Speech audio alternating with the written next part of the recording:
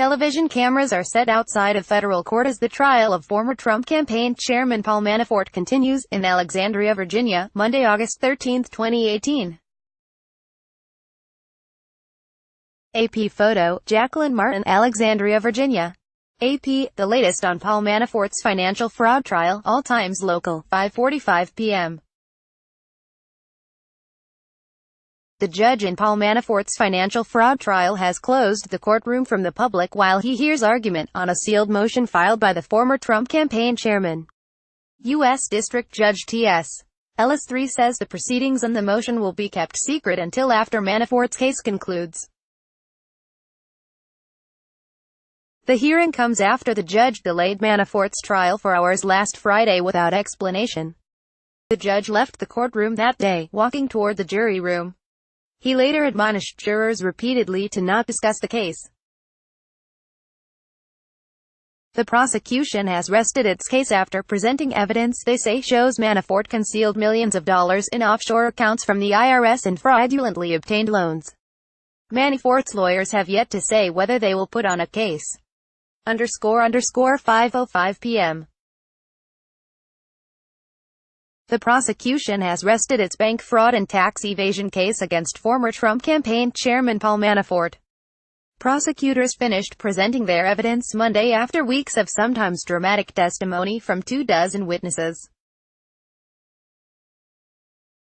Longtime Manafort deputy Rick Gates said he teamed up with his former boss to commit crimes intended to protect Manafort's finances.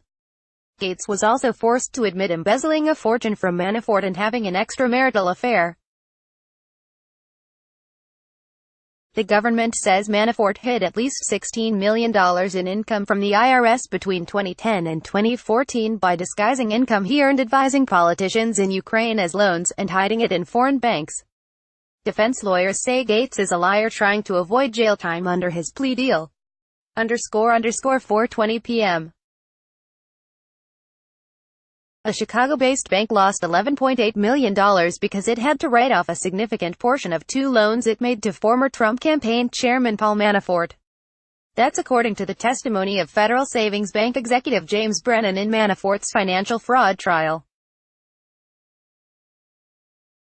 Brennan says the losses stemmed from loans of $9.5 million and $6.5 million made to Manafort. He says they were the two largest loans the bank had made when they were issued in late 2016 and early 2017. Other witnesses in the trial have said the loans were pushed through by bank chairman Stephen Koch because he wanted a job in the Trump administration. Manafort is accused of fraudulently obtaining the loans by inflating his income and concealing other financial information. He is fighting the charges. _3 p.m. A bank executive said he found several red flags with Paul Manafort's finances while the former Trump campaign chairman was being considered for $16.5 million in bank loans. The testimony, on the 10th day of Manafort's financial fraud trial, comes as the prosecution is expected to rest its case later Monday. James Brennan, a vice president at Federal Savings Bank, says Manafort failed to disclose mortgages on his loan application.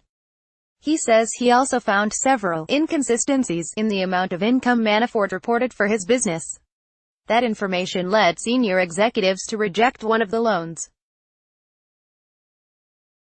But Brennan says that rejection was overruled by Federal Savings Bank chairman Stephen Koch. Copyright 2018 The Associated Press.